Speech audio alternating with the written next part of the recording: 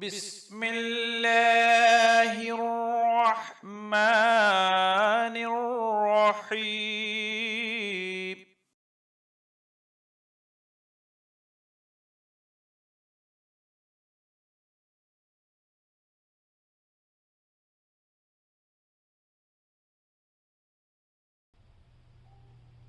أعوذ بالله من الشيطان الرجيم. بسم الله الرحمن الرحيم. الحمد لله نحمده ونستعينه ونستغفره ونعوذ بالله من شرور أنفسنا ومن سيئات أعمالنا، من يهد الله فلا مضل له ومن يضلل فلا هادي له، وأشهد أن لا إله إلا الله وحده لا شريك له، وأشهد أن محمدا عبده ورسوله وختم النبي صلى الله عليه وسلم. قال الله: يا أيها الذين آمنوا اتقوا الله حق تقاته ولم تموتن إلا وأنتم مسلمون. وقال الله تبارك وتعالى: أعوذ بالله من الشيطان الرجيم. بسم الله الرحمن الرحيم. يا أيها الذين آمنوا اتقوا الله وقولوا قولا سديدا يصلح لكم أعمالكم ويغفر لكم ذنوبكم، ومن يطع الله ورسوله فقد فاز فوزا عظيما. أما بعد, we seek refuge with Allah from Shaitan, the enemy of humanity, the enemy of us all. We begin with the Basmalah. We begin utilizing the name of Allah, the most gracious, the most merciful. Indeed, all thanks and praise belong to Allah. We seek His aid, we ask for His forgiveness, and we have what the Muslimun, the believers, call tawakkul, total reliance upon Allah, Him and Him alone. And we don't only do al-isti'adah. We only don't seek refuge and protection with Allah from the shaitan, our enemy, but we also seek protection and seek refuge with Allah from the evil cravings and appetites of our own souls. Whoever, without a shadow of a doubt, Allah has guided to the bed of Tawheed. When we say bed of Tawheed, we mean only Allah out in worship, with no sharika, no partners or associates. Whoever Allah has guided for their tongues, first for their heart to accept, and their tongue to accept, or the others, the kalima shahada of la ilaha illallah Muhammadan Rasulullah, no one can misguide that person from the mustaqim. And believers, the mustaqim is a straight up path. No crookedness in the Sirat al-Mustaqim. Whoever Allah has called for their heart to be hardened from accepting the hidayah of La ilaha illallah Muhammadan Rasulullah, no one can guide that person aright. Only the tawfiq of Allah. As we know, only Allah makes Muslims. We give living testimony that there's nothing worthy of worship except Allah. There's no partners or associates in His divine rule and legislation. And we bear witness that the most perfect human being to ever grace the face of this earth, and who we're talking about is Al-Mustafa, Nabi Muhammad, Ibn Abdullah, Ibn Abdul Muttalib, who say in the prophetic tradition, Sallallahu Alaihi Wasallam, that he's the abd of Allah, the servant of Allah, he's the Rasul of Allah. He's also the Nabi of Allah. And we say he's the Khatam al-Nabiyyin, the seal of all the prophets, the seal of the human perfection. And may the prayers of peace be upon him for eternity. Allah says in the Quran, Ya ayyuhalladhina aminu wa taqallaha haqqa tuqatih wa lam tamutunna illa wa antum muslimun. O ye who believe, or ye who says or make this kalima, that you bear witness there's nothing worthy of worship but Allah and Muhammad and His messenger. Have taqwa Allah, fear Allah, have a sacred regard for Allah, and and do not let the malak al-maut, the angel of death, approach your deathbed, except through submitting to him. Allah further goes on and addresses the believer again.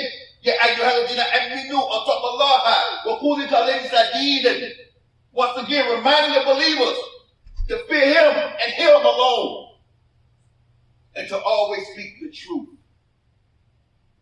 Allah will guide you to do good deeds. Whoever obeys Allah and his Rasul, sallallahu alayhi wa sallam, has achieved the supreme success. Al-Mustafa Nabi Muhammad, sallallahu alayhi wa sallam, said, in the Kabu Hadith Kitab Allahi, that the best of speech is Kalimullah, is the book of Allah. And the best of guidance is his guidance, and what we call Sunnah. And the worst of all affairs are the innovative matters. All innovation is a misguidance, all misguidance is going astray, and all going astray is dalalatin finnar. All going astray is in the hellfire. And we seek refuge with the law for being captives and inmates of the hellfire. Allahumma Ameen. We are thankful, Ya Ibad Allah, for Allah's two greatest mercies that he has bestowed upon humanity. One being the Quran, and one being the recipient of the Quran, in which we derive the Sunnah from, which is Prophet Muhammad sallallahu alayhi wa sallam. Prophet Muhammad sallallahu alayhi wa sallam said in the khutba al-wada, or the farewell sermon, the last thing that he said, that I'll leave with you two things. If you hold on to them, you will never go dalala. You will never go astray. Quran wa sunnatihi. Quran wa sunnatihi. The Quran and my sunnah. These are the two greatest mercies that we have, Ya Ibad Allah. We cannot have one without the other. Number one, the Quran, and the second source of the Sharia, the second source of the sacred law is the Sunnah. We cannot have one without the other. And how do we define Sunnah? According to the shayukh of the ulama of al-Sunnah, the Muhaddithin has a different definition. The Fuqaha has a different definition. But they all agree that the Sunnah is Qala Rasul, what the Prophet said, Fa'il, what he did, and Taqriri, what he approved of. And we can find the essence of the Sunnah in the Sirah of the Prophet sallallahu alaihi wasallam, and also the Hadith of the Prophet sallallahu alaihi wasallam. We're going to deal with the Hadith of the Prophet sallallahu alaihi wasallam. But it is a very, very unique Hadith of the Prophet.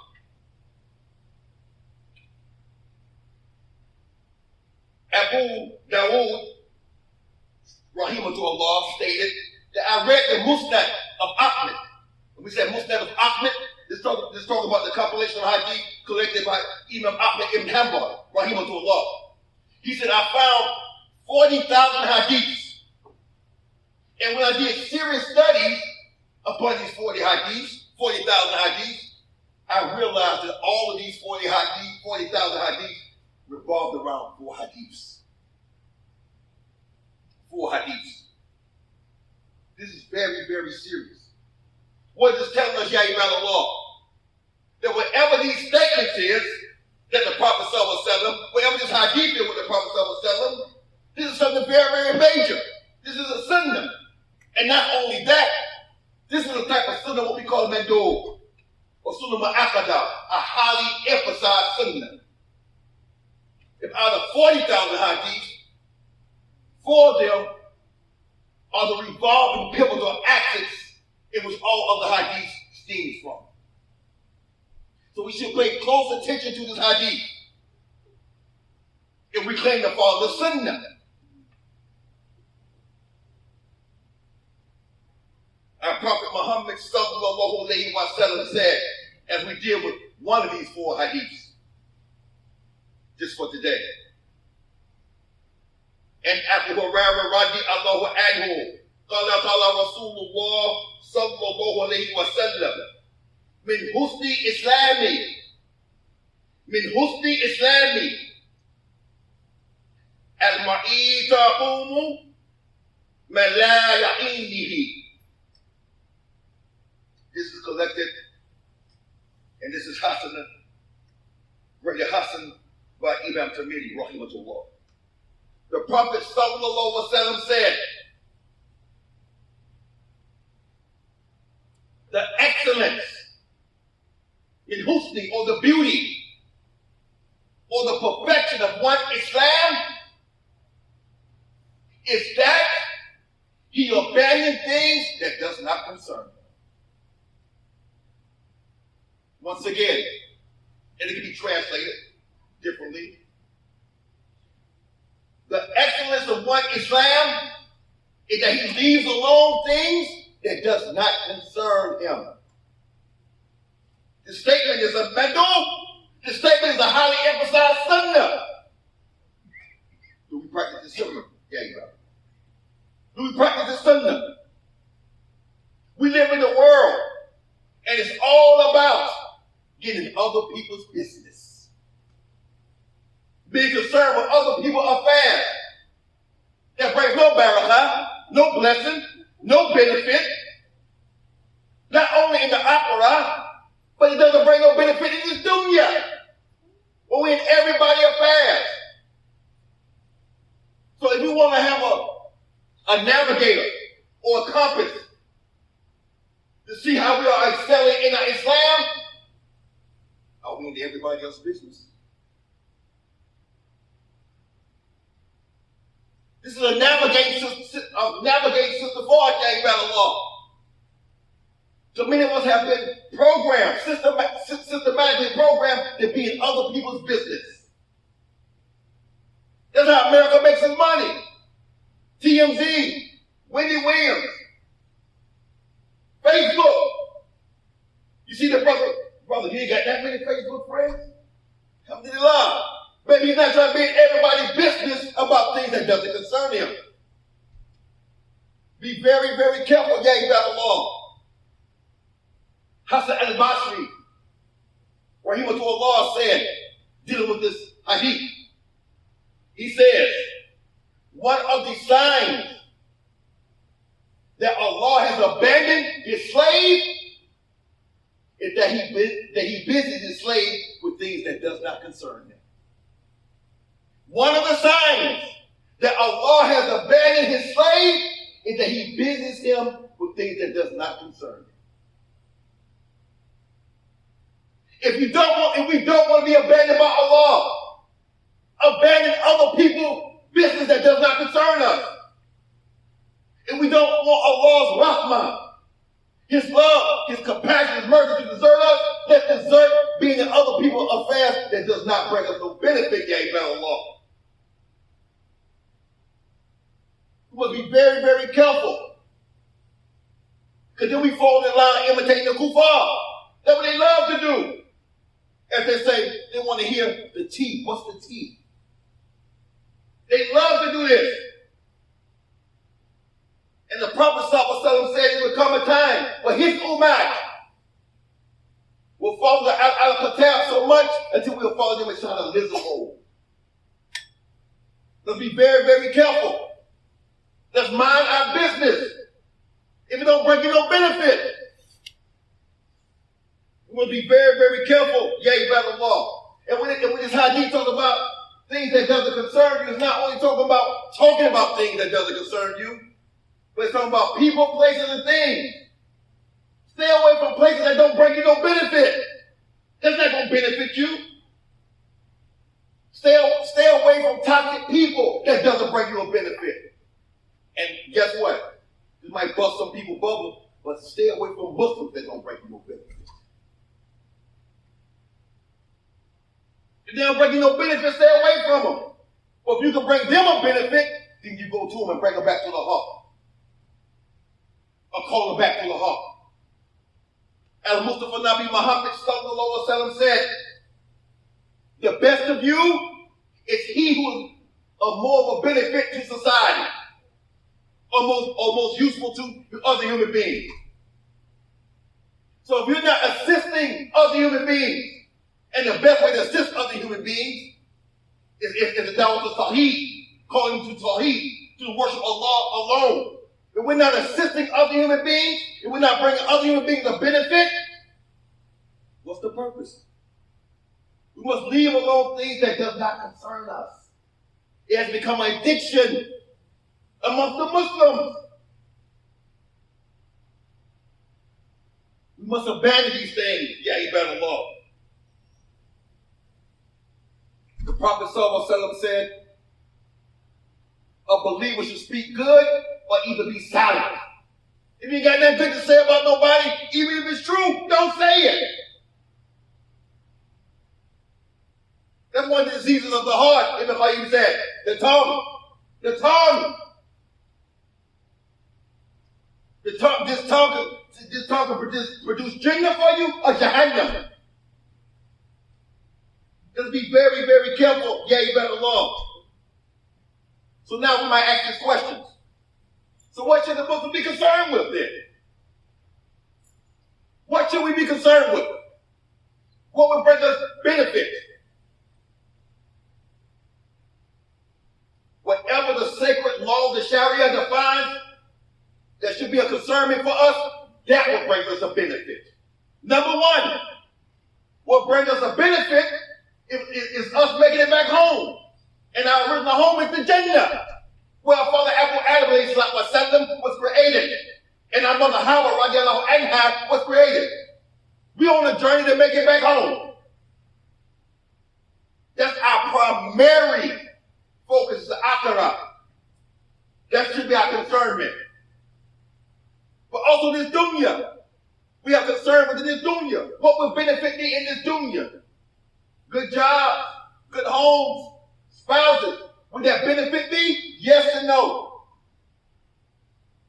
If your spouse, your job, your big bank account, your assets, if these things are enhancing you, when you're in battle to Allah or worshiping Allah, that's maximize that benefit. You should be concerned about that. Well, if these things distract you or detach you away from the remembrance of Allah, leave it alone. Because it's cursed. I'm not saying this, yeah, you better law. Our Prophet Muhammad sallallahu said everything in this dunya is cursed, except three things. We're familiar with this hadith. Number one,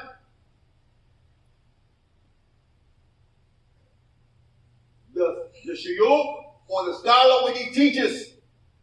The student, the talib al-ilm, the student that gets the knowledge. And dhikr Allah, the remembrance of Allah, everything that's accomplished. This is our benefit. This what should concern the Muslims. And we get caught up in this world. Remember, we abide by the sacred law of the Sharia. And we value human life. Human life is sacred. As Muslims, we value human life so much that we want to call people to Tawheed. Because we want the best for all humanity. We have the antidote to make this country great. To make our neighbors better. To make our work environment better. So we value human life. But it amazes me, Muslims, that even some Muslims get caught into this. When non-Muslims return to Allah, we get disembobulated. And we start meddling to their affairs. Y'all know what I'm talking about. You know how many Muslims have contacted me and actually asked me, Sheikh, what should I say? Should I say rest in peace because the queen died? I even heard a Muslim say, may Allah grant a Jannah. I've heard this. And we mesmerize her life, her death. We say, to Allah, they belong to Allah, they return. But her life and her death is not a concern amongst us Muslims. It's not a concern amongst us. But when a Kabashiyuk or great scholars die, I hear crickets. And it doesn't about them. But when a non-Muslim dies, we all on social media. A trap star died or a rapper died. Oh man, you heard such and such died. You heard such and such died. We got this imam over here died. You got this Talib died. You got this Ustad died. No sympathy, no empathy. You see where we at? Things that should concern us don't concern us. And things that we're supposed to abandon, we don't abandon it. And by us not abandoning it, as Hassan al-Basri rahimahullah said, Allah abandoned us. May Allah to bear for what they love. Never abandon us, and may Allah to bear for what they love. God will just talk people to leave alone things that does not concern us, dear Muslims. أقول قال هذا أستغفر الله لي ولكم لا إله إلا الله وحده لا شريك له له الملك والحمد وهو على كل شيء قدير.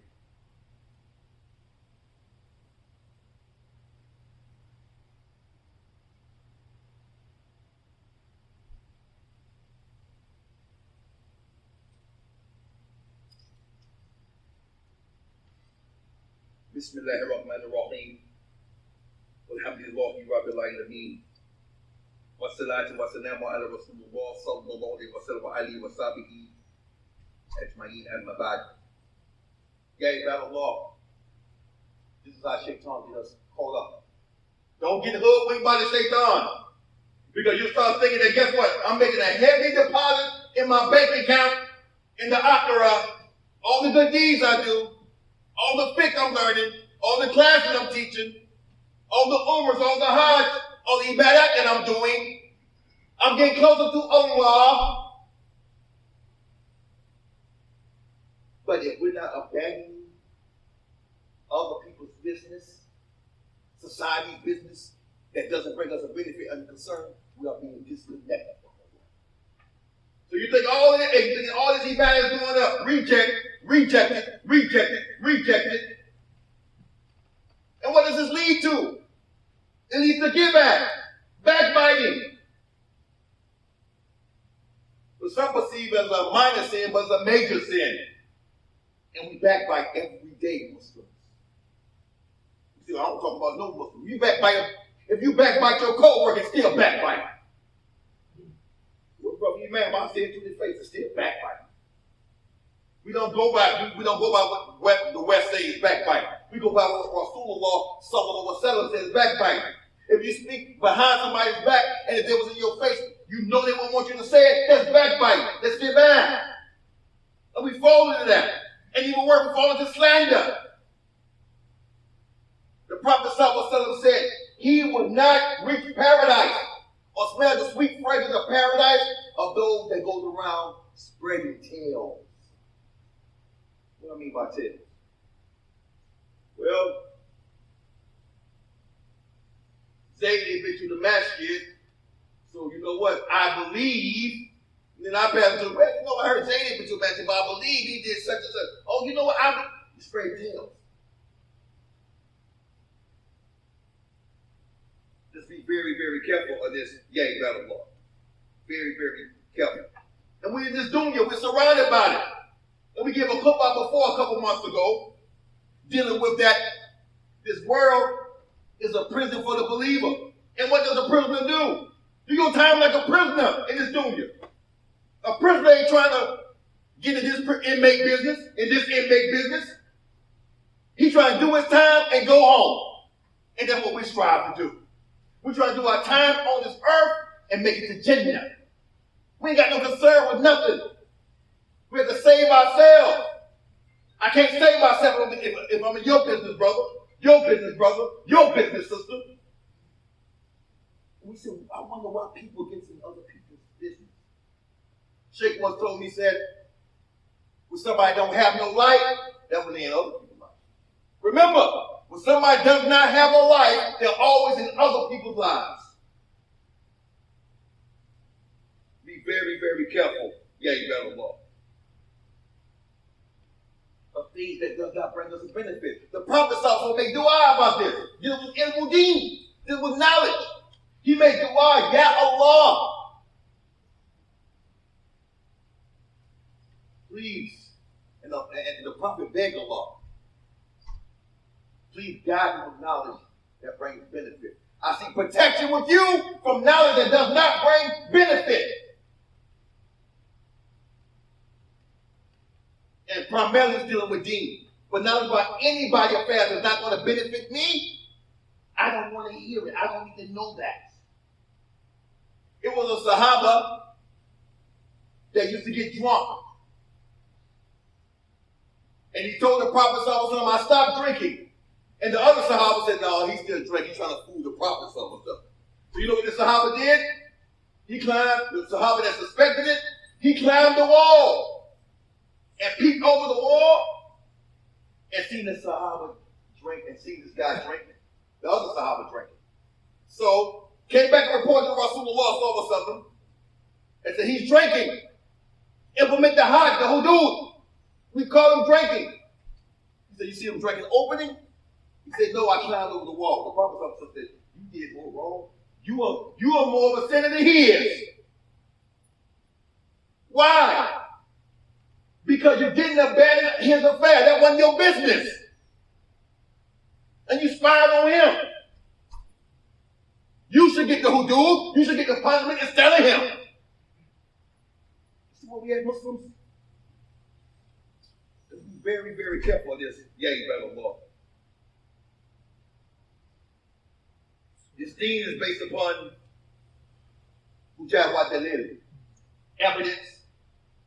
evidence, and proofs. Proof. Do you want, for those that's coming in, we deal with the hadith, when the Prophet ﷺ said, abandon things that does not bring you a benefit, or leave alone things that does not concern you. Collected the greatest Hassan by Imam Khalid. If you want to see the goodness and excellence of your Islam, what are you concerned with in your heart? Who affairs are you messing with? That's when you know we're getting into Islam. So with the Prophet ﷺ, he said the goodness of one Islam is that he abandoned things. So what's the so the goodness of one Islam is he's abandoning things. So the badness of one's Islam, or the derogatory factors of one Islam, is that he's everybody's business. Let's be focused, yeah, you better love. We hear it all the time, and it's common. I remember I was the imam in Augusta, Georgia, and I asked one of the pioneers, I said, why you don't stay around at the Jumu'ah and kick it with the other brothers? He said, I don't want to become part of the backbiting part, so I leave to protect my iman. You know how we do it. Hey, when last time you see brother so-and-so? Oh, I don't know. Hey, well, you know, Masjid such and such closed down, and you know the imam such and such. I believe. There you go. Oh, you know, brother and sister got a divorce, and you know the reason why they got a divorce. I believe. There you go. Pause it. And if you stay around and hear that, guess what? That's the Prophet sallallahu alaihi wasallam said on there, Yawm al-Qiyamah, you'll be having steel pulled inside your ears. I love y'all, but I don't love you that much. Be very, very careful. Yeah, you better love. That we leave alone things that does not concern us. Things that are going to enhance our ibadah to get closer to Allah, take care of our families, amassing riches. Long as that is any ibadah to Allah, as long as that is a motivator, as long as that enhances us and get closer to Allah, go forward. And they say, hey, play hard and go home. We playing hard because we're trying to go home to the Jannah. Leave alone these things. But there's certain things we have to do. Half of your associates you're going to have to cut off. Or at least 1/3 of them. Because 1/3 of your associates you deal with now don't bring you no benefit. And it's going to be hard for a lot of us, especially the Shabbat. A lot of people that's your Facebook friends, you have to cut out. They don't bring you no benefit. They'll like your pig, but when they talk about it's garbage. You have to be a traveler. As the Prophet ﷺ said, we have to do this.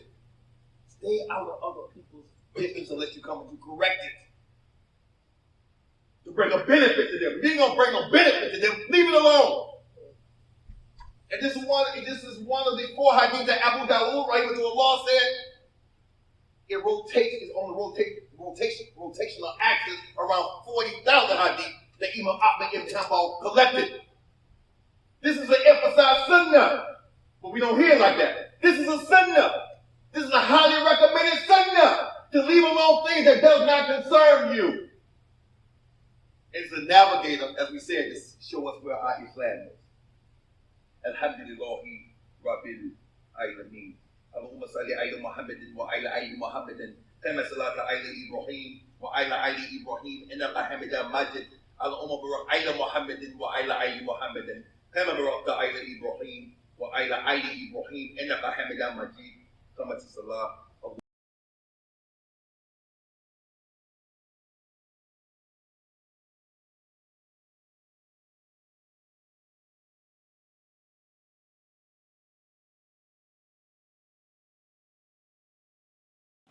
السلام عليكم ورحمة الله وبركاته.